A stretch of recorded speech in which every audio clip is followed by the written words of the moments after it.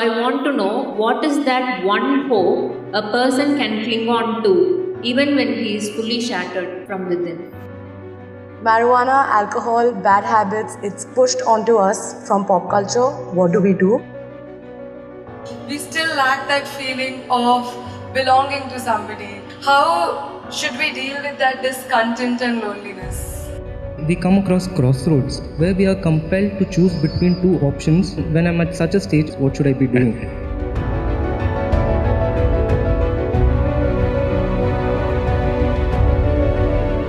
Sadhguru, when certain youngsters face problems or difficulties like failures, breakups, loss, etc., a few go for drugs or alcohol instead of solving the problem and finding solutions.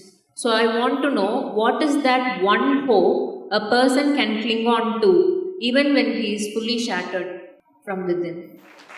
Oh, so many broken hearts here who are clapping their hands.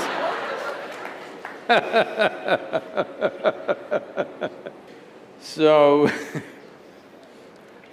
when he is fully shattered, what can he do? The question is, do you want to allow yourself to be fully shattered? That's a question. And many things that don't work out in your early life, you will see later on, it is a great blessing. There are many ways to look at this. Let me tell you this. This happened in 1941. This is just when the Nazi movement was building up in Germany and in some parts of Europe. So one day in Austria, a bunch of German soldiers came, broke into the homes, the Jewish family, a rich family, they broke the home and took away the adults, everything was robbed. And these two children, a 12-year-old girl and an 8-year-old boy were taken away. They were taken to a railway station. Everybody got in and the little boy and the girl also got in, but the little boy forgot to wear his shoes. He left his shoes outside and they pushed him into the wagon. So without shoes he came.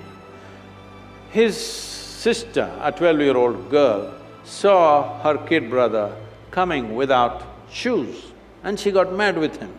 She held him by the ear, boxed his ears, scolded him nicely, slapped him. Say, "You idiot, already we are in enough trouble, now you come without shoes."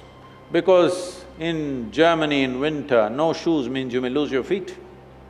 So she's angry about that. In the next station, the boys and girls were separated. After 4 years, after the war was over, she came out of the concentration camp to find 17 members of her family, including her little brother, all had vanished. No records, no sign of them, they just evaporated. At that time, the only thing that bothered her was the last few things that she said to her little brother. She loves her brother, but the last few things that she said to him were such terrible things, it rang in her mind and troubled her. So she took a vow, if I speak to anybody in my life, I will speak in such a way, if this is my last word, I will not regret. This one thing transformed her life in such a way. She went on to United States, she died in 2006, she did some phenomenal work, built a hospital somewhere near Chicago, I think. She lived a fruitful life. I'm saying, even if you're put through the most horrible situations, either you can come out using that experience as a better human being, or you can use the experience to become a horrible mess. So whenever something hurts you, there are two options. You can either become wounded or you can become wise. This is the choice. The more things hurt you early on in your life, the wiser you should have become, isn't it? But unfortunately, most people become wounded. This is simply because they just need an excuse to turn their own intelligence against themselves, that's all. Especially if the world around you turns against you, is it not very, very important that your intelligence stands up for you? But being in this hyper-competitive environment, I sometimes question myself, should I be more competitive? Those who do not have any sense of their own competence will become competitive because their only pleasure is being one step ahead of somebody else. Because why I'm saying this to you is, being better than somebody, if it's a pleasure for you, you enjoy other people's failures. I call that sickness. This is not success. You, as a life, you want to be at your fullest. You have a right to be. Every life in creation, from a worm, insect, bird, animal, even a plant and tree, all striving to their best, isn't it? You also. But why are you concerned whether somebody is behind you? Why is that so pleasurable for you that somebody else is less than you? From early kindergarten levels, this sickness has been brought into human mind, which is causing so much unpleasantness on the planet, such ugly situations everywhere, but we don't seem to learn. We call this education, we call this competition, we call this society. No, very stupid way of handling things. Because the important thing is, for what you have come with, will you blossom to the fullest human being or not? This is the only question. This doesn't need anything other than constantly nourishing the atmosphere, not even the person. If you want a plant to grow, you don't do anything to the plant, you just take care of the soil, the atmosphere, the ambience. That's all that needs to be taken care of even for a human being, that you need to take care of the atmosphere so that everybody finds the fullest expression for their life. This is the most common thing amongst us, young people. Marijuana, alcohol, bad habits, it's pushed onto us from pop culture. What do we do? This question is everywhere. Youth in India are asking me all the time, Sadhguru, you have influence in the government, why don't you make marijuana legal for us? I said, why marijuana? I'll make cocaine also legal. You want meth? We'll make that also legal. What's the problem? The problem is just this. So I asked them, see, let me take you, I'm a licensed pilot. So, not me, but we'll get another pilot for you. On a small plane, we'll take you on a nice ride. But the pilot comes smoked up. You want to fly? No, they don't say no, they say, because they think by smoking they're flying. Then I say, okay, you're not getting it. You need a major surgery, and the surgeon comes really smoked up. You want this surgery? Oh no! So you understand, it lowers your faculties. If you lower your faculties, your life gets lowered or high. Lowered. So never use the word high again. You say, I smoked and I'm low.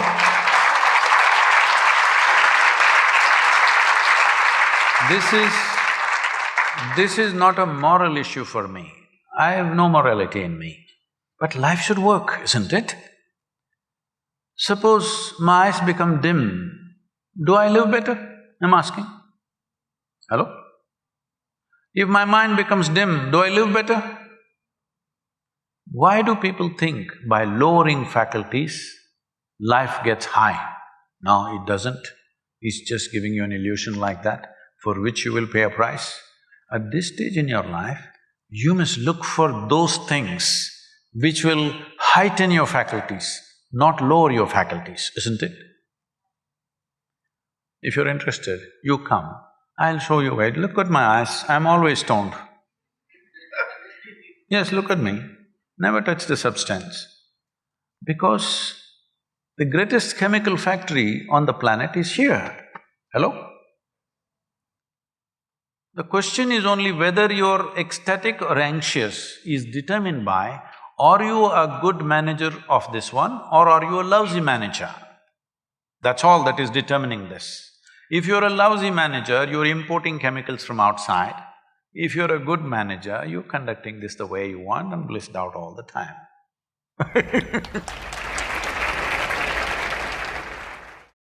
Despite being surrounded by so many people, we still lack that feeling of belonging to somebody, being accepted by somebody, being loved by somebody.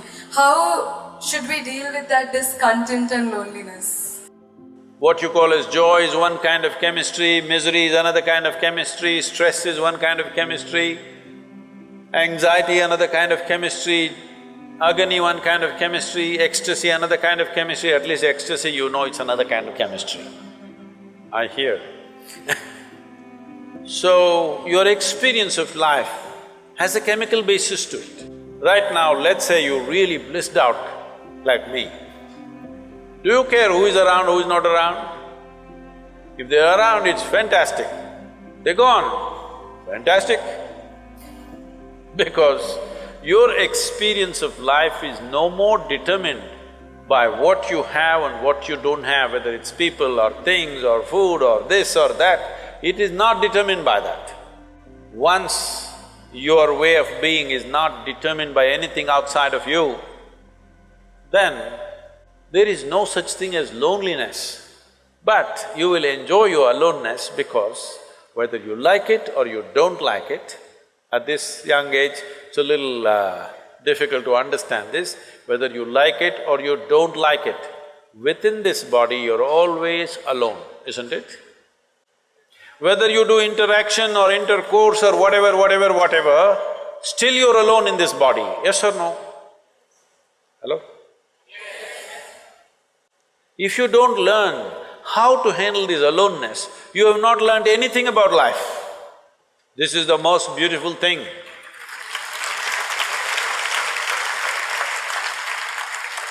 The most beautiful thing about life is, nobody can get here, it's just my space. Yes or no? Isn't this the most beautiful thing? Nobody can invade me. They can capture me, they can torture me, they can do so many things, but they cannot invade me because I have a space which is just my own. Isn't this the most wonderful aspect of your life? Don't suffer that. That is the most beautiful thing. Very often in lives, we come across crossroads where we are compelled to choose between two options which were equally pleasing. When I'm at such a stage, what should I be doing?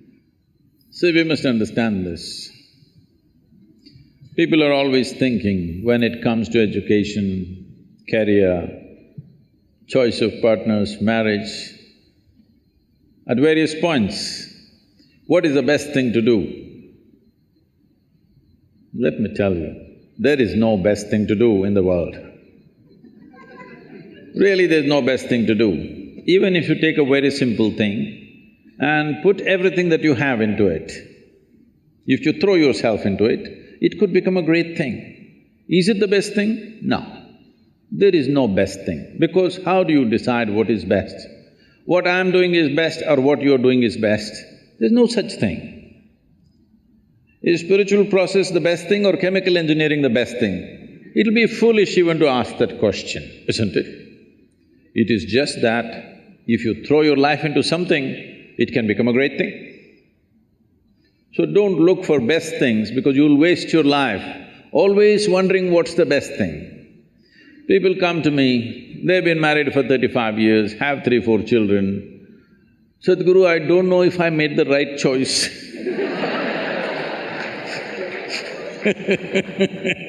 I said, well, it looks like you've not been thinking, you've been acting 4 children. So, till the end of your life, you can go on thinking, what is the best thing, what is the best thing? There is no best thing.